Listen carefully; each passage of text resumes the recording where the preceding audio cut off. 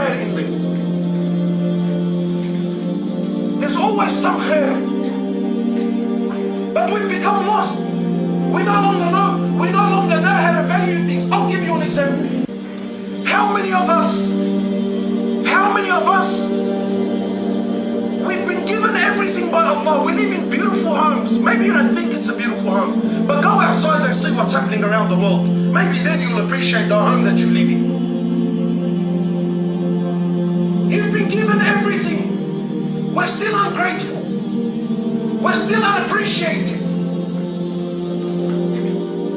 You know what I find amazing? Allah subhanahu wa ta'ala asks, "Oh my slave, establish your prayer. I want you to pray 5 times a day for me." How many of us don't pray? And I'm sure you have a beautiful reason. How many of us don't pray? Amazing numbers.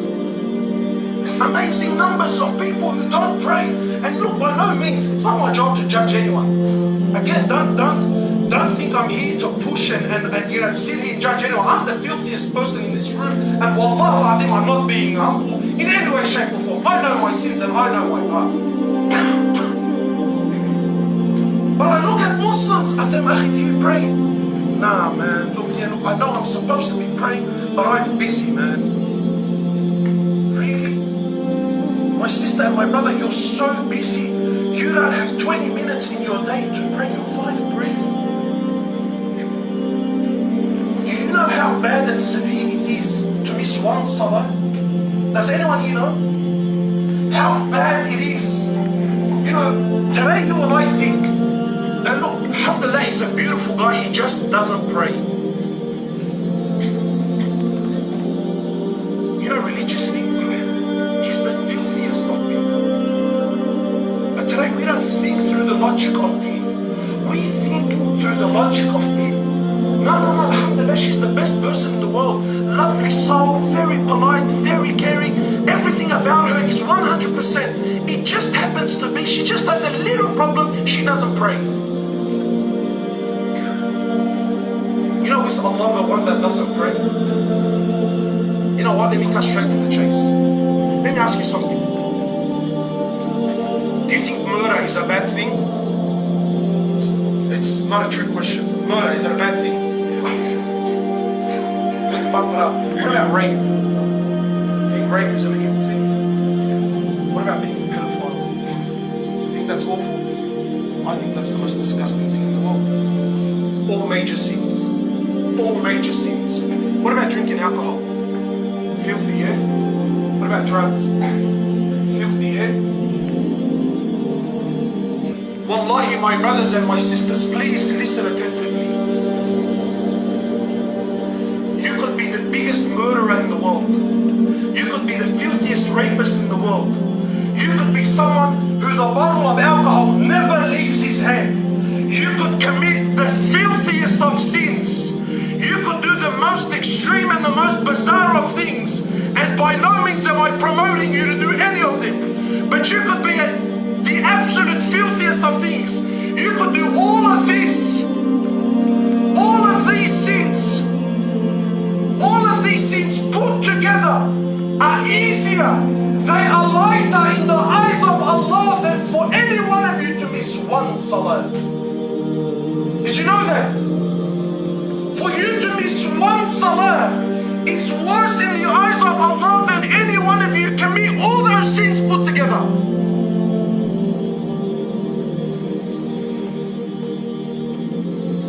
Some brothers are looking at me, man, what the crack are you on about, bro? Because our understanding's been lost. Your understanding's been lost. This is the haqq of Allah.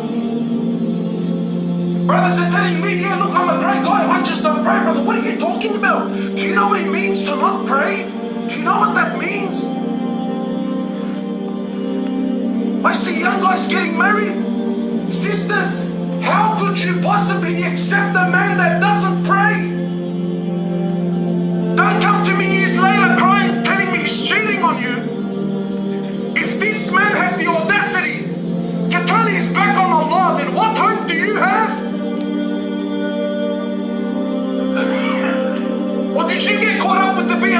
that came into the driveway. Seriously, my brothers and my sisters, I'm speaking to you seriously.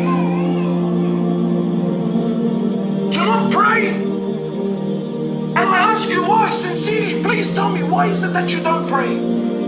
Please, just tell me something. Did Allah ever once let you down? Has Allah ever failed you? He created you from nothing. You were nothing, you were a piece. There was a time you weren't even a piece of sperm. Then from a piece of sperm He allowed you to enter the womb of your mother. In 3 layers of darkness, He designed you, He fashioned you, He sustained you for 9 months in the womb of your mother. Who taught you to swim in the womb of your mother? Where was your money then? Where was your business then? Where was your car then? Where was your girlfriend, my young brother? Where was your girlfriend then? My young sister, the guy that swept your heart on Facebook, where was he then when you were swimming in the womb of your mother? Who was feeding you then? For 9 months, He never failed you once, never. Then after 9 months, Allah allowed the impossible to be possible. He allowed something like this to come out of a womb that's like this. Angels came down, wings were spread, your mother almost seen death, and you came into this world and Allah allowed it to be. With what help? With what aid? My brother, my sister, what is it that's distracting you from Allah? Where was this distraction? Where was it back then? And you came, you were little, you were helpless, you were naked. Allah allowed the blanket to cover you. He gave you a mother that breastfed you. Breast milk. With all their technology and all their money and all their science and all their know-how, they still all together, they still cannot produce a formula that is even half as good as the milk that Allah put in the breast of your mother. In summer, He made it cool. In winter, He made it warm. Where were you then? You had hands but you couldn't grab. You had legs but you couldn't walk. And He was there for you every day. He was there for you every night. He never failed you. He allowed you to walk. He allowed you to talk. He allowed you to grab things. He allowed you to learn. You knew nothing. He allowed you to learn. You started calculating. You started to differentiate between right and wrong and this and that. And now my brother and my sister, because you can walk on your own and you can put a sandwich together and you can feed yourself all on your own, now you don't need Allah. Now you're too busy for Allah. I don't have time to pray. What do you have time for, my brother and my sister? Amazing. How can you? Ya Allah, you gave me so much. What's he asking for? 5 prayers? Is this so hard? Is this so difficult for you? I'm not asking you to become a sheikh. I'm not asking you to wear a turban. I'm not asking you to do... No, I'm just asking you to pray.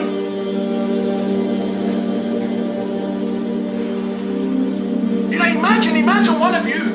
You know, seriously, imagine one of you.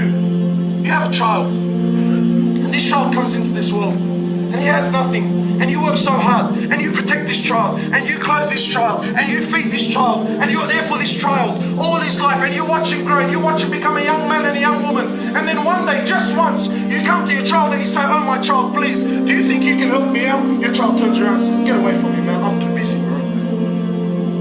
How would you feel? How would you feel? How does Allah feel when the time for salah enters? And yes, I know you're not saying it on your tongue. You're saying it through actions. Ya Allah, I'm busy.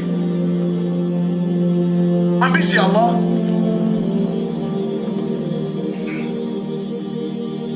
My brothers and my sisters, so much time we are wasting. Wallahi, wallahi, I'm running out of time and I think the aircon turned off. Please, please, I'm begging you, honestly, I'm begging you, don't waste your life. I don't benefit from this. Like I said, I didn't get paid to be here. I'm not asking you for fame, I'm not asking you to tip, I'm not asking for anything, please, for you, for your sake, I want you to change.